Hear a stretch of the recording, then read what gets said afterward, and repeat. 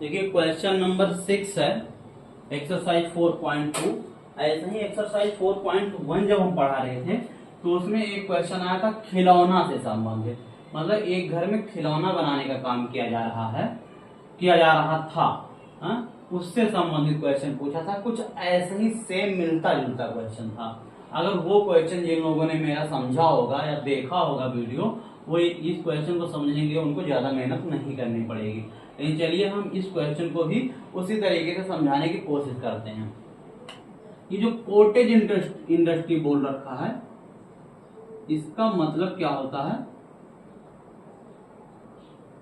अगर हम हिंदी में बात कराएं तो इसको बोलते हैं घरेलू उद्योग या घरेलू उद्योग या छोटे उद्योग।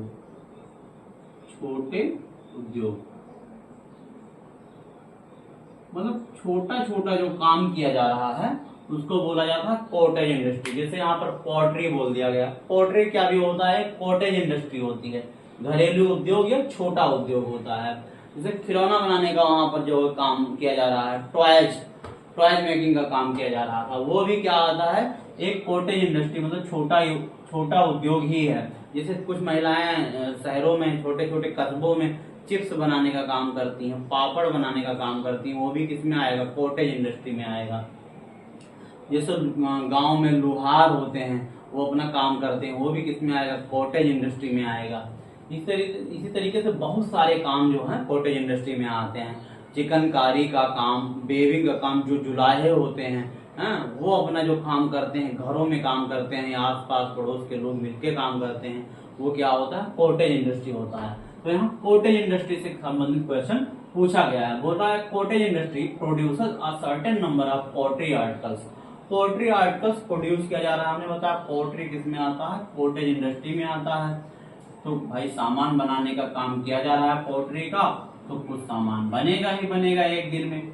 तो वही बोल रहा है कि सर्टेन नंबर ऑफ, मतलब कुछ संख्या है, वो संख्या नहीं पता है।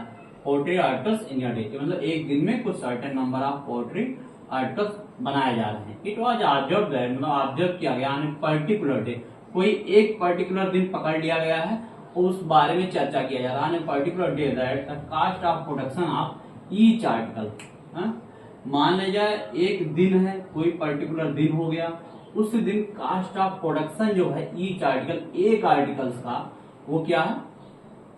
was 3 more than twice the number of articles produced on that day।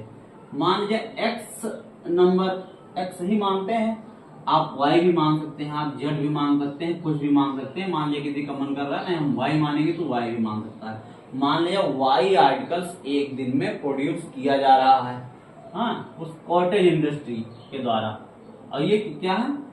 Poultry है। पोल्ट्री आर्टिकल्स हैं ये, जो y नंबर आप एक दिन में, पर्टिकुलर डे, यहाँ आप समझने के लिए लिख लीजिए पर्टिकुलर डे, मतलब जिस दिन की यहाँ पर चर्चा करेगा, जिससे संबंधित क्वेश्चन पूछा गया। Particular day y number of articles, ये क्या है? आर्टिकल्स हो गए। मतलब y आर्टिकल्स प्रोड्यूस किए जा रहे हैं, या x मानना है, x आर्टिकल्स प्रोड्यूस किया जा रहा है एक दिन, पर्टिकुलर डे। उसके बाद फिर बोला कास्ट जो है, खर्चा जो आ रहा है इस y आर्टिकल्स को प्रोड्यूस करने में, वो क्या आ रहा है? इसके 2 गुने से 3 ज्यादा। मतलब इस आर्टिकल, जितना आर्टिकल प्रोड्यूस किया जा रहा है, मान लीजिए 50 आर्टिकल प्रोड्यूस किया गया, हम मोटा मोटा एक मान लेते हैं कि 50 आर्टिकल्स एक दिन में बनाया जा रहा है। पोल्ट्री के आर्टिकल्स बनाए जा रहे हैं कॉटेज इंडस्ट्री के द्वारा, और 50 मान लिया जाए बनाया गया, तो बोला है कि 2 गुने से भी 3 ज्यादा। ये बोला 3 more than twice the number of articles produced on that day। 50 बनाया गया, 50 सामान बनाया जा रहा है, तो उसका 2 गुना करेंगे तो 100 हो जाएगा, उसमें 3 जोड़ेंगे तो 103 रुपया खर्चा आएगा एक आर्टिकल्स को बनाने का। एक आर्टिकल्स को बनाने का खर्चा कितना आ रहा है? 103, अगर 50 आर्टिकल्स प्रोड्यूस किए जा रहे हैं तो।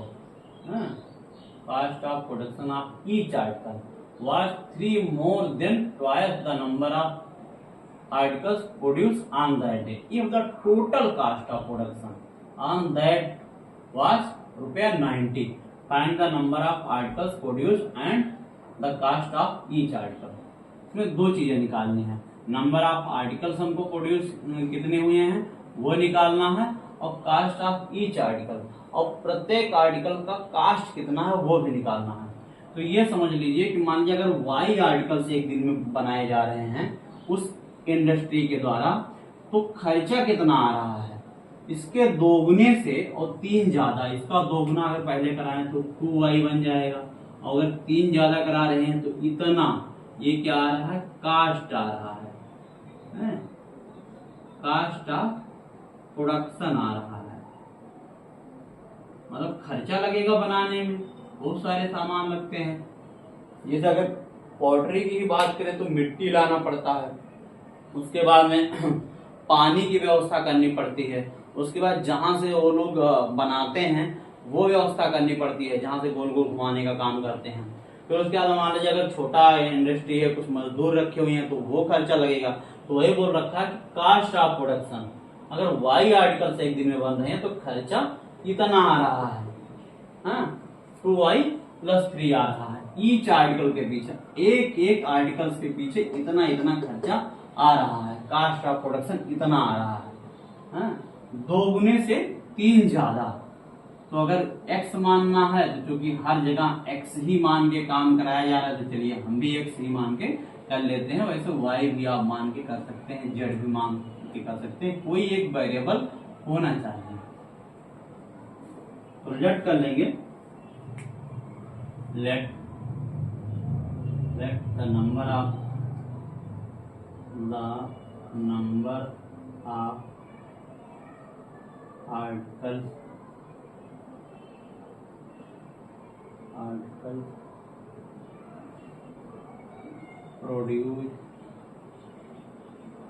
articles produced in a day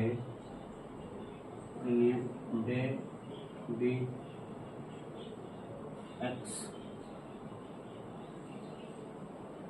article क्या किए जा रहे हैं, एक दिन में प्रोड्यूस किया जा रहा है।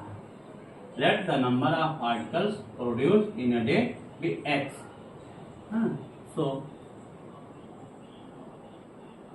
according to question,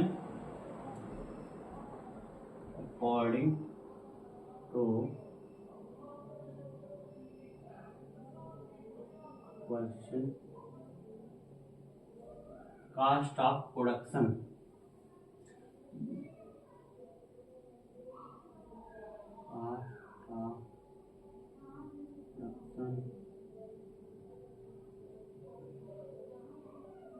यहां से लिखेंगे cost of production of each article,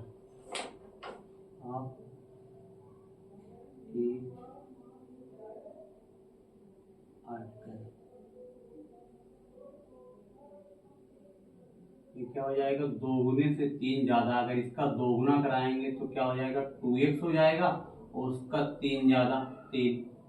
ऐसे समझने के लिए ले लीजिए, मान लीजिए कि 15 क्या है आर्टिकल्स बन रहा है, तो खर्चा कितना आ रहा होगा, 15 दूना 30 और 3 33 रुपया खर्चा आ रहा होगा।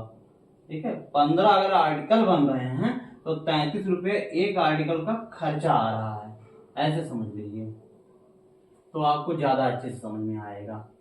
मान लीजिए 16 मान रहे तो 16 दूना 32 कर दीजिए, उसमें 3 जोड़ दीजिए, तो 32 और 3 35 रुपया, ऐसे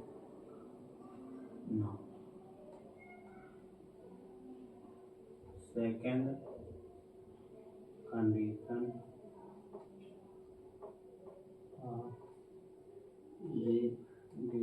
क्वेश्चन, जो क्वेश्चन दिया गया उसके सेकेंड कंडीशन की अगर हम बात करें, वो ये कह रहा है कि अगर इसका और इसका मल्टीप्लाई कितना रुपया आ रहा है, 90 आ रहा है। यहाँ पर बोल रखा है ना, if the total cost of production on that was रुपया 90, find the number of articles produced and the cost of each article। तो ये जान लीजिए total cast of production, total cast of production. उस दिन भी मैंने ये फार्मूला या मान लीजिए जो भी मानना है इसको मान लीजिए। टोटल कास्ट ऑफ प्रोडक्शन क्या होता है, नंबर ऑफ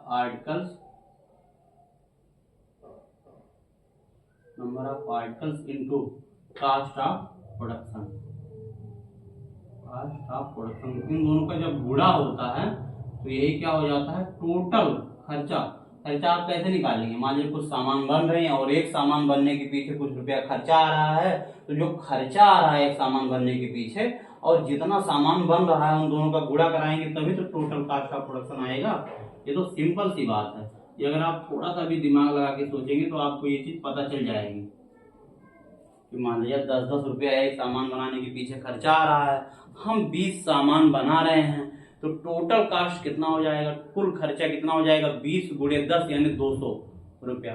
मान लिया हम बना रहे हैं 50 सामान एक दिन में बना रहे हैं और एक सामान बनाने के पीछे चूंकि ये बोला दोगुने से 3 ज्यादा 103 रुपया खर्चा आ रहा है तो 103 गुणे 50 कराएंगे। इस तरीके से अगर समझेंगे तो आप समझ जाएंगे। अब चलिए इसको करते हैं। हाँ, यहाँ से इसको सॉल्व करिए। तो इन दोनों मल्टीप्लाई हुआ 2x और x का तो कितना बन गया, 2x स्क्वायर बन गया। x का 3 में मल्टीप्लाई हुआ तो क्या हो गया, 3x हो गया इज इक्वल टू 90 हो गया। उसको इस साइड लेके चले आइए तो 2x स्क्वायर प्लस का 3x और माइनस का 90 इज इक्वल टू 0। अब ये फिर क्या बन गया, क्वाड्रेटिक इक्वेशन। वहां पर शायद क्वाड्रेटिक इक्वेशन बना के छोड़ देना था, ऐसा कुछ करना था। यहाँ पर इस क्वाड्रेटिक इक्वेशन को हमको सॉल्व कराना है। मैंने बताया है कि जब यहाँ पर 1 लिखा हो तो कोई दिक्कत नहीं, सिर्फ इसका फैक्टर ढूंढ लो। लेकिन जब 1 से बड़ी नंबर a की जगह पर लिखी हो तो आप उसका और इसका मल्टीप्लाई करा लो। तो 90 और 2 का जब गुणा कराओगे तो क्या हो जाएगा, 180। तो देखिए 180 का हमको ऐसा फैक्टर ढूंढना है कि जिनके बीच में डिफरेंस कितने का हो, 3 का हो। ठीक है, तो 180 का अगर मान लीजिए फैक्टर क्यों, हमको तो पता है कि क्या होना है, इन समझाने के लिए चलिए हम बताते हैं। 180 किससे किससे हो सकता है, 2 से हो जाएगा। हाँ, 2 से क्यों हो जाएगा, क्योंकि यूनिट प्लेस पे यहाँ पर 0 आ रहा है, 0 आएगा या इवन नंबर आएगा तो वो 2 से क्या होगा, डिविजिबल होगा। 3 की डिविजिबिलिटी रूल क्या कहती है, इन पूरे का सम कर लें। हाँ, हम समझाने के लिए पूरी चीजें बता रहे हैं, इन पूरे का सम कर लें तो कितना बन गया, 9 बन गया। अब देखिए 9 तो 3 से ये डिवाइड हो रहा है, मतलब 3 से भी ये डिविजिबल होगा। और इसका 4 की डिविजिबिलिटी रूल क्या कहती है, लास्ट के 2 डिजिट का सम करते हैं तो वो 4 से हो जाता है। तो ये 4 से भी होगा। हाँ, 4 से क्यों होगा, क्योंकि 45 चौक का 180 होता है, ये भी पता है। लेकिन अभी 45 और 4 देखिए यहाँ 3 नहीं दे रहा है। 5 की डिविजिबिलिटी रूल क्या कहती है, हाँ, ये 5 से भी हो रहा है। 5 की डिविजिबिलिटी रूल ये कहती है कि यहाँ पर 0 होना चाहिए। या यूनिट प्लेस पे 5 हो या 0 हो तो क्या हो जाएगा, 5 से डिविजिबल हो जाएगा। तो ये 5 से हो रहा है, लेकिन 5 और 36 पंचे 180 हो रहा है, ये 3 नहीं दे सकता। फिर अब क्या करना है, 6 से भी ये हो जाएगा, 6 से हो जाएगा। 6 से वो होता है जो 2 और 3 से डिविजिबल होता है, वो 6 से भी डिविजिबल होता है। तो ये 2 से भी हो रहा है और 3 से भी हो रहा है, तो 6 से भी हो रहा है। तो 3 छक्का 180, यहाँ 3 मिलने वाला नहीं है। 30 और 6 में कहीं भी डिफरेंस 3 का नहीं आ रहा है। 7 का देखते हैं, 7 से ये नहीं होने वाला है। 7 का डिविजिबिलिटी रूल क्या था, इसका जो यूनिट प्लेस पे है उसका दोगुना कर दें। ये सब हमने एक दिन बताया था, अगर वो आप वीडियो देखोगे तो आपको सारा डिविजिबिलिटी रूल 1 से लेकर 2 से लेकर के और 13 तक का मैंने कराया है, सब करा रखा है। देखिए 8 का, फिर 9 का, 9 ये 20 9 180 होता है, लेकिन ये अभी यहाँ 3 नहीं दे रहा है, इसलिए ये नहीं होगा। फिर 10 पे आते हैं। अब देखिए यहाँ पर जो है हमारा क्वाड्रेटिक इक्वेशन बन गया। हमने बताया था कि जब यहाँ पर a की जगह पर ax square plus bx plus c का फॉर्मूला बन गया पर a is equal to not 0। यहाँ पर a की वैल्यू कितनी है, 2 है। अगर a की वैल्यू 1 रहती तो कोई दिक्कत नहीं, हम सिर्फ और सिर्फ किसका फैक्टर ढूंढते, 90 का फैक्टर ढूंढते।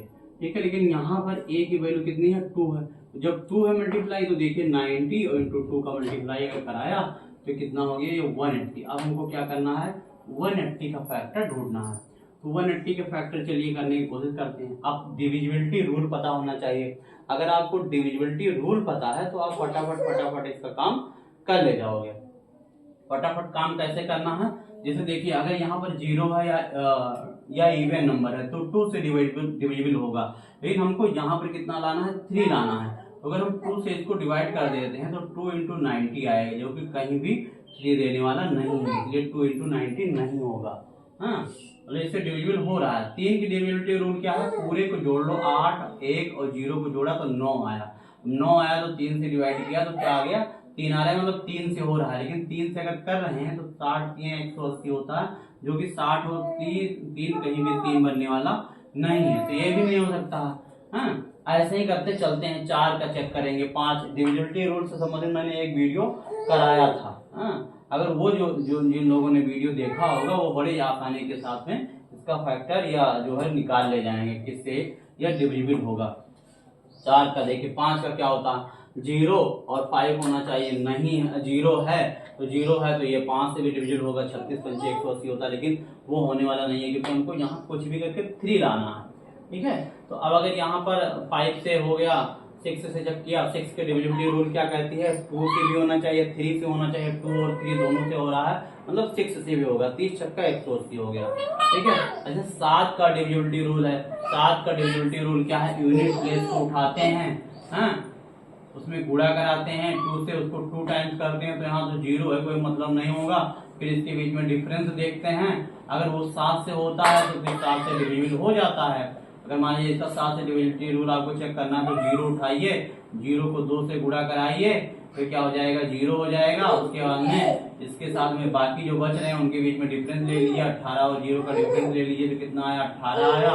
फिर देखिए ये 7 से हो रहा है, नहीं हो रहा है, इसलिए 7 से ये डिविजिबल नहीं होगा। फिर इसे 8 से चेक करते हैं, 9 से चेक करते हैं। 9 की डिविजिबिलिटी रूल सेम होती है, जो 3 की होती है वही 9 की होती है।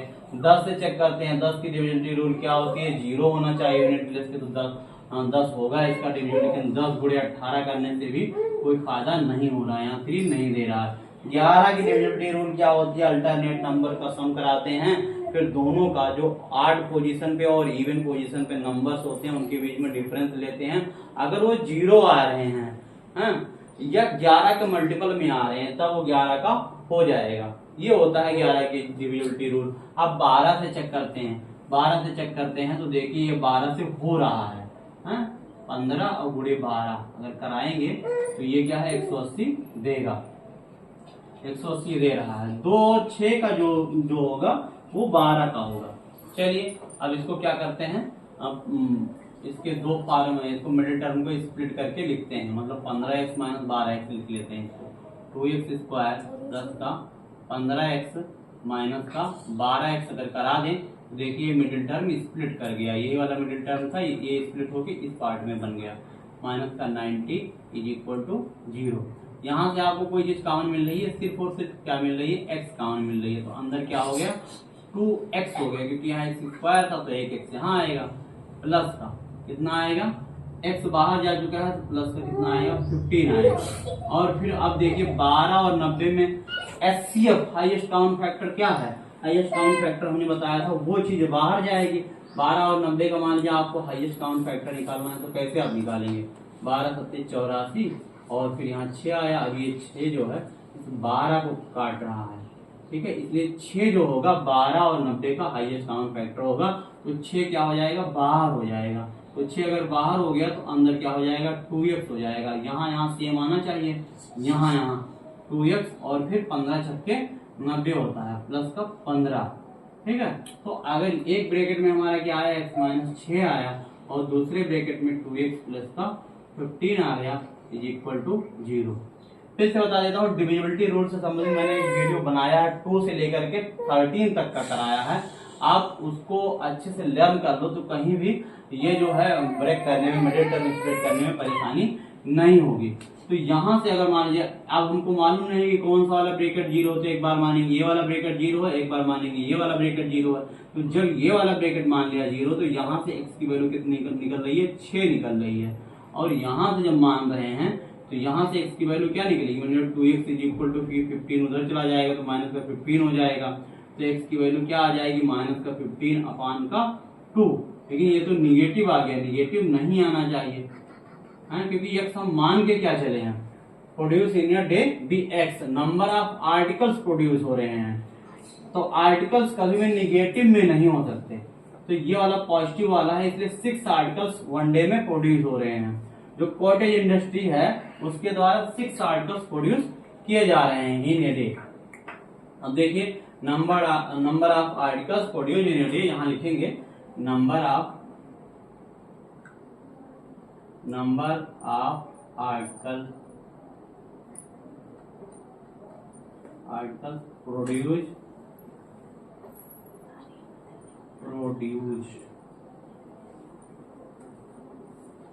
इन ए डे इक्वल टू 6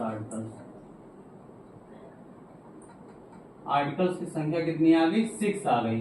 6 जो है आर्टिकल्स बनाए जा रहे हैं एक दिन में। और फिर आगे क्या बोल रहा है? Cost of production. Second part में ये भी निकालना हमको, कास्ट ऑफ ईच आर्टिकल। तो कास्ट ऑफ ईच आर्टिकल